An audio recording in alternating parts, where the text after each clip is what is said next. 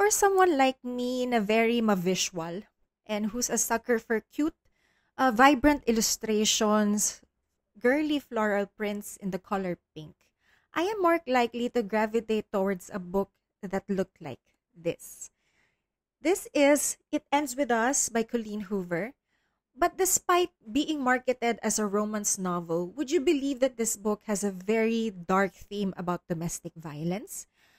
Pero gayon pa man, kahit na meron siyang ganung tema at meron na siyang movie adaptation, worth it pa rin ba na basahin tong libro na to? Watch until the end of this video to find out.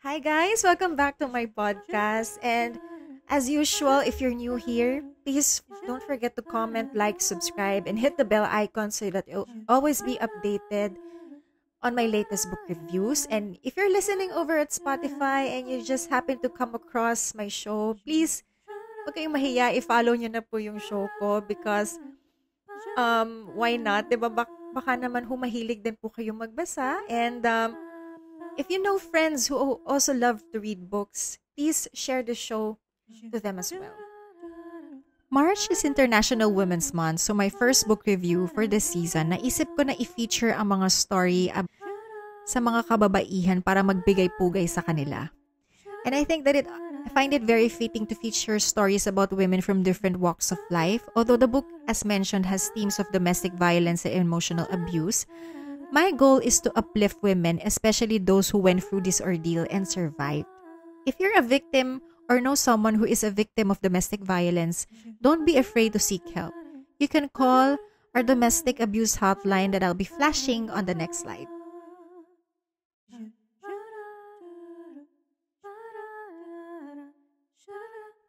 So something about the author. Colleen Hoover, or Margaret Colleen Hoover, is an American author who writes primarily novels in the romance and young adult fiction genres. She is best known for her 2016 novel It Ends With Us. Many of her works were published before they were picked up by a publishing house. So, konting backstory. Sabi ni Colleen Hoover, this was definitely the hardest book that she has ever written. And I think that's due in part kasi meron siyang hugot. The novel is actually an inspiration of the domestic violence her own mother endured.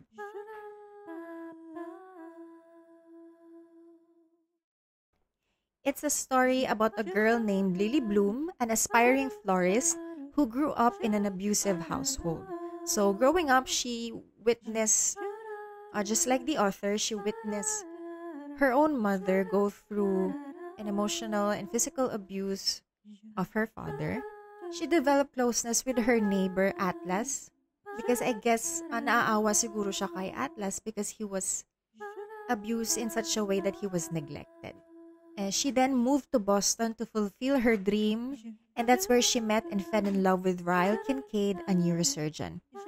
So the story will revolve around Lily going through a very difficult situation as she finds herself being emotionally and physically abused by the man she loves, just like her mother.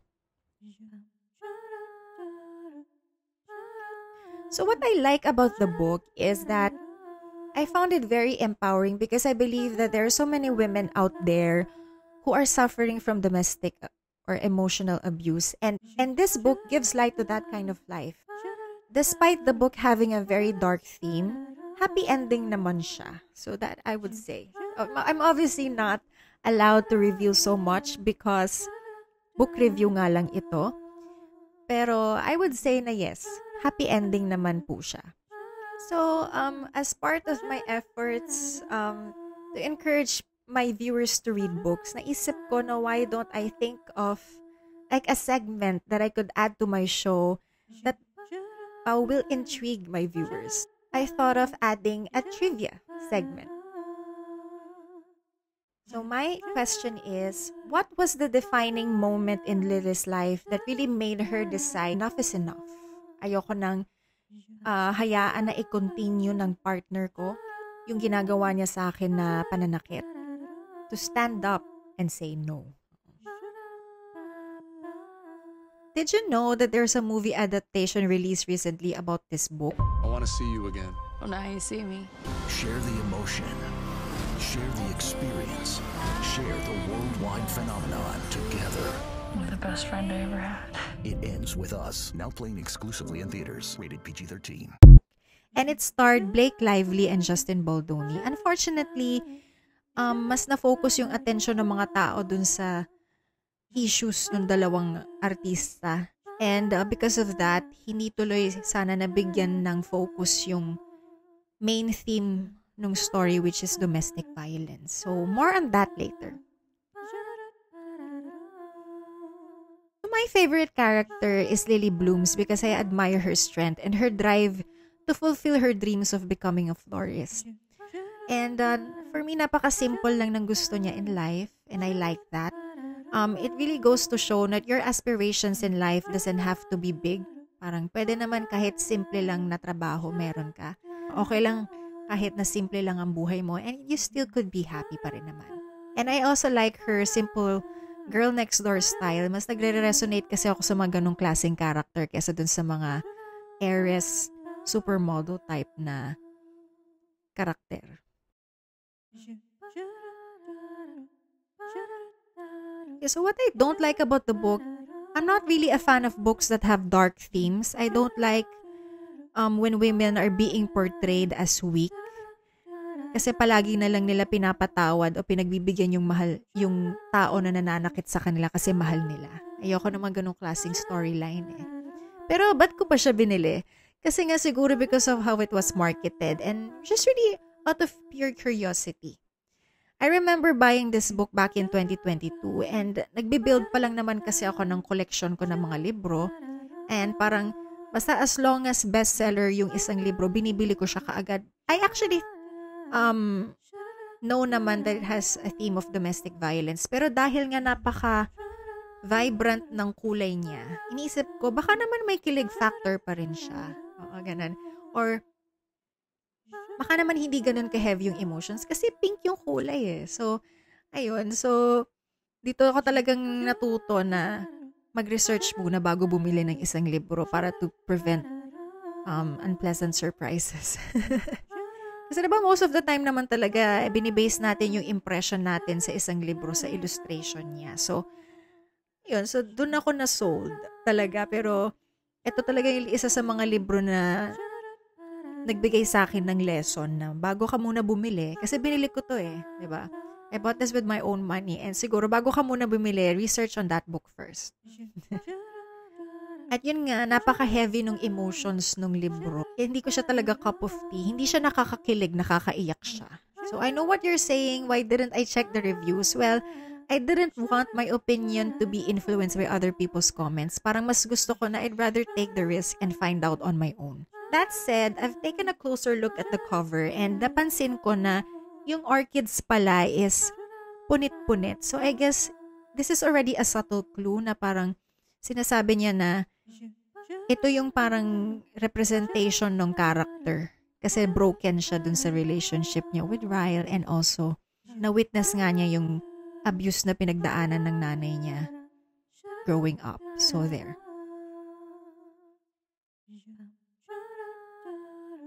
As mentioned, there is a movie adaptation. But unfortunately, nabahira ng kontrobersiya yung pelikulang ito. Yung sanang napaka-empowering message of hope para sa mga kababaihan na focus yung attention dun kila Blake Lively at Justin Baldoni.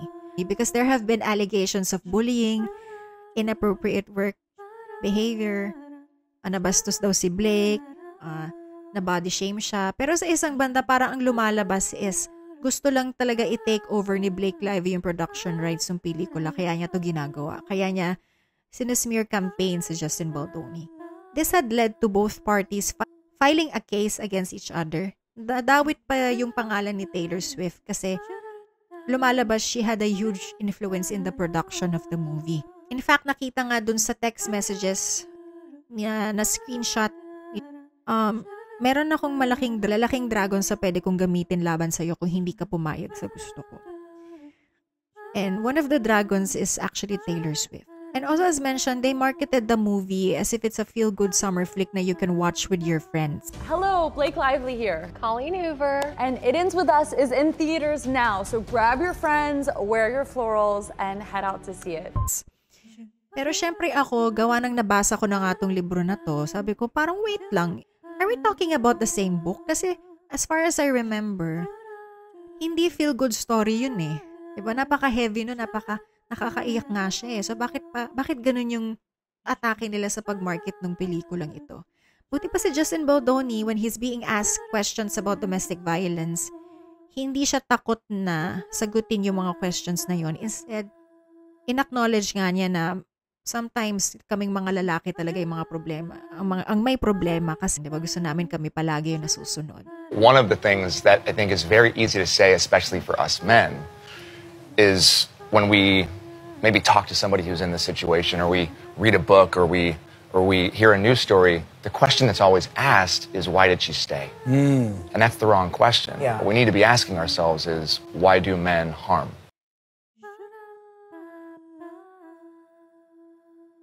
When she's being asked questions about the movie or even domestic violence, she would skirt out of it, and nagiging sarcastic minsan yung mga sagot niya, napaka-inappropriate. So yun yung napuna sa kanya ng mga netizens. How would you recommend they go about it? Like asking for like my address or my phone number or like my location share. Pinromote niya instead yung kanyang bagong shampoo and liquor line, which is napaka-inappropriate. Kasi diba, yung mga abusers, usually may kaakibat na alak yung mga yan. So, napaka-tone deaf. Why would you promote or why would you launch yung bago mong liquor business sa isang event na ang message nga niya is to prevent domestic violence?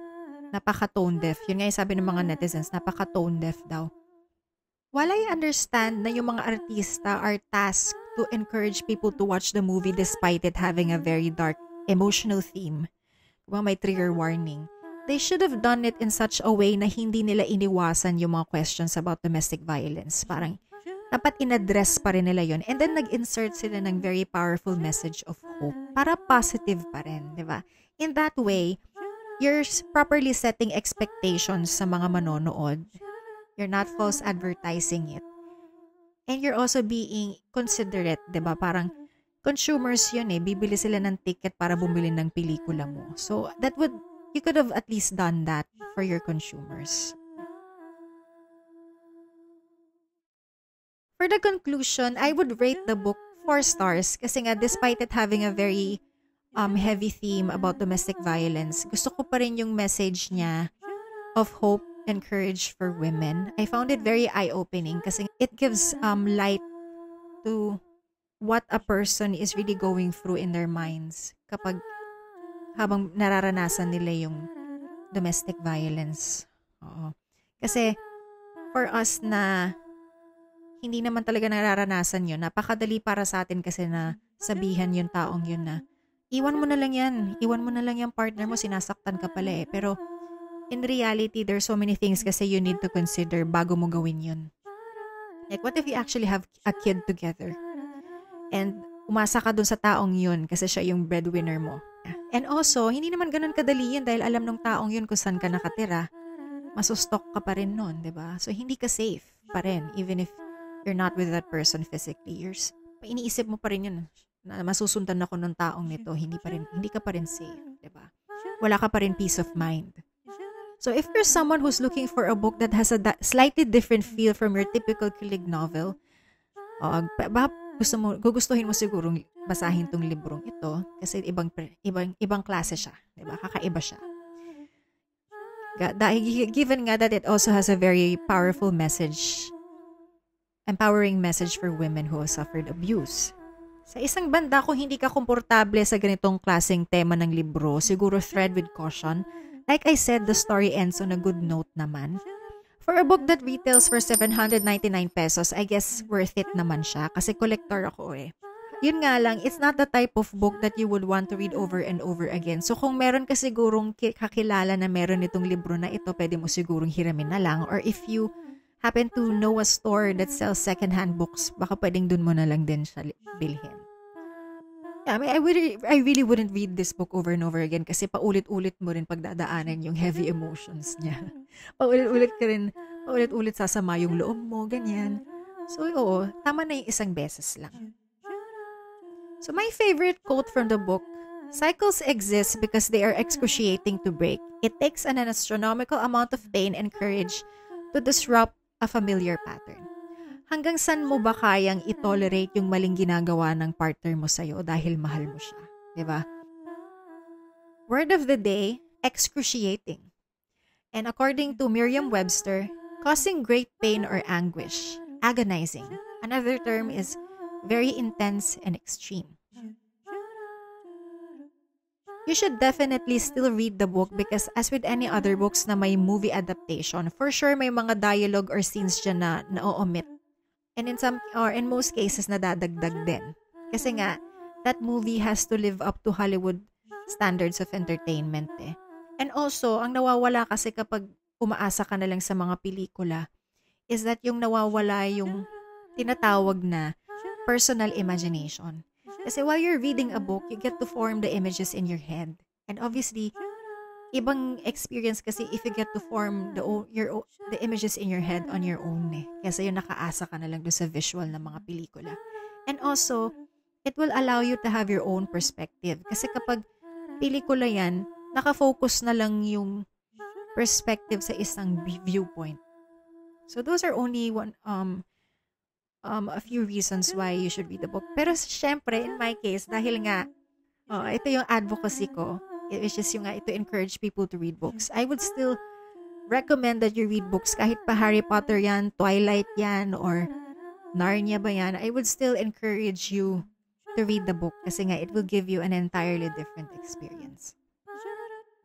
Ang sarap pala magbasa dahil namumulot ang ating mga mata sa mga issue na hindi tayo pamilyar at hindi natin danas. At sa ganung paraan, marami tayong natututunan. Ang sarap pala magbasa dahil sa pamamagitan ng mga kwento na bibigyan ng boses sa mga kababaihan na hihirapan na ipagtanggol ang sarili nila. At ang sarap pala magbasa dahil nga sa pagkakamali ko, nag-rely lang ako sa itsura ng libro na to kaya ako siya binili. Dito ako natuto na mag-research para maiwasan ko yung disappointments or unexpected and pleasant surprises once na mabasa ko na yung libro. Huwag padadala sa magandang packaging, pag-aralan ng mabuti ang isang bagay, tao, issue, bago paniwalaan. So last trivia, para maengganyo kayo lalo na basahin ng libro, who does Lily end up with? So sino ba kaya yung makakatuluyan ni Lily? Papatawarin niya ba si Ryle? Bibigyan niya ba ng ultimatum? O pipiliin na niya si Atlas Corrigan na that's been with her all this time? Oo. You can comment down below para alam ko rin kung napanood mo yung video hanggang sa huli. And so there, thank you so much for watching. Don't forget to comment, like, subscribe, and hit the bell icon so that you'd always be updated whenever I have new book reviews. And if you're listening over at Spotify, please don't forget to follow my show as well and help me build a community of bookworms. So once again, this is Ang Sarap Pala Magbasa with your host, Tessa Saavedra. Wherever around the world, good morning, good afternoon, good evening. Thank you so much for listening.